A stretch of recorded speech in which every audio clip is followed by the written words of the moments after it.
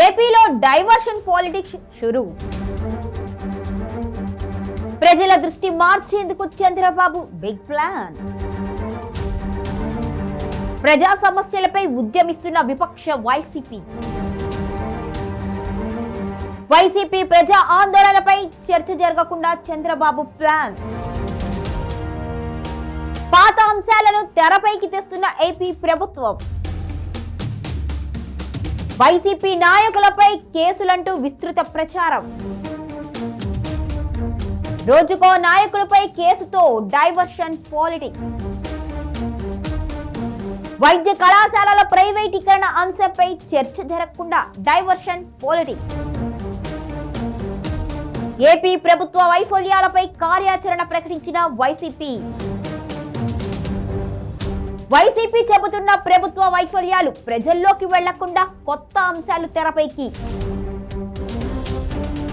వైసీపీపై వ్యతిరేక ప్రచారం చేయడమే టీడీపీ ప్రధాన లక్ష్యమా? ఏపీ అప్పులపై చర్చ జరగకుండా చర్యలు. వైసీపీ లక్షల కోట్ల అప్పులు తెచ్చింది అంటూ ప్రచారం చేసిన టీడీపీ. ఎన్నికల్లో వైసీపీ ప్రభుత్వ అప్పులను విస్తృతంగా ప్రచారం చేసిన టీడీపీ. ఏడాది కాలంలోనే టీడీపీ ప్రభుత్వం భారీగా అప్పులు. కూటమి ప్రభుత్వ అప్పుల అంశాన్ని డైవర్షన్ చేసేందుకు చంద్రబాబు మాస్టర్ ప్లాన్. ఆంధ్రప్రదేశ్ రాజకీయాల్లో డైవర్షన్ పాలిటిక్స్ పతాక స్థాయికి చేరాయి.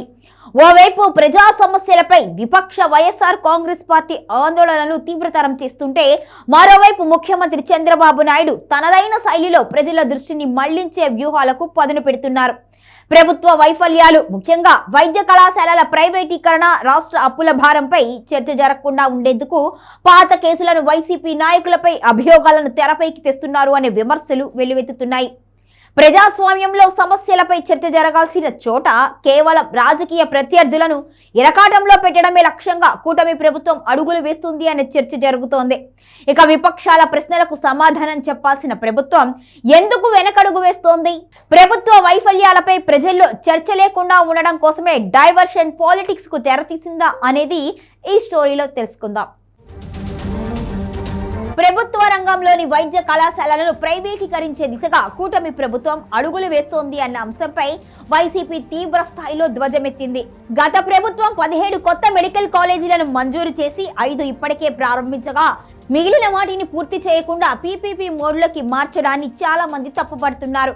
ఈ వివాదం ముదిరి పేద విద్యార్థుల విద్యా కళలు చెదిరిపోయాయనే ఆందోళన మొదలవగా, దానిపై చర్చ జరగకుండా ప్రభుత్వం అకస్మాత్తుగా వైసీపీ హయాంలోని పాత ఫైళ్లను బయటకు తీసి రాజకీయ రచ్చ మొదలుపెట్టింది.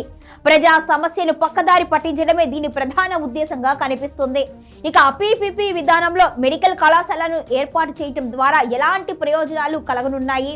ఇక ప్రజల నుంచి వ్యతిరేకత వస్తున్న పీపీపీ విధానాన్ని ప్రభుత్వం ఎందుకు ఎంచుకుంది అనే దానిపై సమాధానం చెప్పకుండా సమస్యను పక్కదారి పట్టించేందుకు ప్రయత్నిస్తుంది అన్న చర్చ జరుగుతోంది.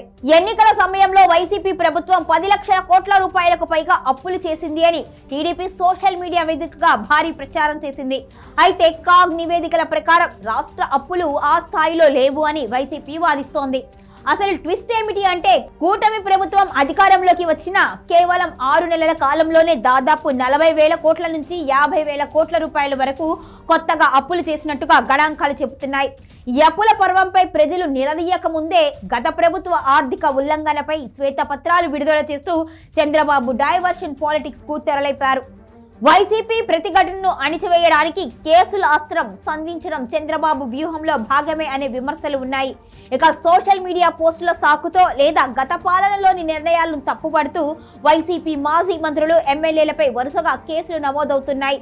ఒక నాయకుడిపై కేసు వేడి తగ్గక ముందే మరో నాయకుడిని విచారణకు పిలవడం ద్వారా మీడియా ఫోకస్ మొత్తం అటువైపు ఉండేలా ప్లాన్ చేస్తున్నారు. దీని వలన నిరుద్యోగం, రైతు సమస్యలు పెరిగిన, నిత్యావసర ధరలు వంటి అంశాలు చర్చ జరగకుండా ప్రభుత్వం జాగ్రత్త పడుతోంది. వైసీపీ అధినేత జగన్మోహన్ రెడ్డి రాష్ట్ర వ్యాప్తంగా ప్రభుత్వ వైఫల్యాలపై కార్యాచరణ ప్రకటించిన తరుణంలో దాని ప్రభావం ప్రజల్లోకి వెళ్లకుండా ప్రభుత్వం ముందస్తు వ్యూహాలు అమలు చేస్తోంది. వైసీపీ ధర్నాలు చేసినప్పుడల్లా ప్రభుత్వం అకస్మాత్తుగా ఏదో ఒక సంచలన విషయాన్ని బయటపెడుతోంది. దేవాలయాల వివాదమైన లేదా అంతర్గత విచారణల పేరిట అసలు అంశాన్ని పక్కదోవ పట్టించేందుకు ఏపీ ప్రభుత్వం ప్రయత్నిస్తోంది. ప్రభుత్వం చేస్తున్న పనుల కంటే వైసీపీ గతంలో చేసిన పనులనే ఎక్కువగా ప్రచారం చేస్తూ ప్రజలు గతం గురించి ఆలోచించేలా ప్రస్తుతం ఎదుర్కొంటున్న ఇబ్బందులను మర్చిపోయేలా మైండ్ గేమ్ ఆడుతోంది. ఎన్నికల హామీల్లో ప్రధానమైన సూపర్ 6 పథకాల అమలుకు నిధుల కొరత అడ్డంకిగా మారింది. ఇక నిరుద్యోగ భృతి వంటి పథకాలు పూర్తి స్థాయిలో పట్టాలెక్కకపోవడంపై కూడా ప్రజల్లో అసంతృప్తి మొదలైంది.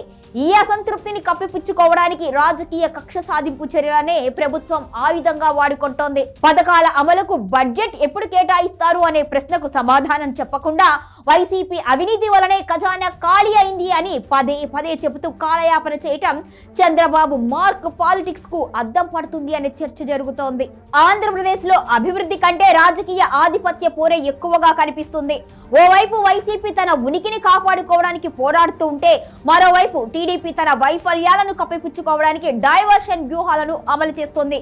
గణాంకాల ప్రకారం చూస్తే రాష్ట్ర తలసరి అప్పు పెరుగుతోంది, కానీ సంక్షేమ పథకాలపై స్పష్టత రావడం లేదు. ప్రజల నిజమైన సమస్య నుంచి దృష్టి మళ్లించడం తాత్కాలికంగా విజయవంతమైన దీర్ఘకాలంలో ఇది ప్రభుత్వంపై వ్యతిరేకతకు దారితీసే అవకాశం ఎక్కువగా ఉంటుంది.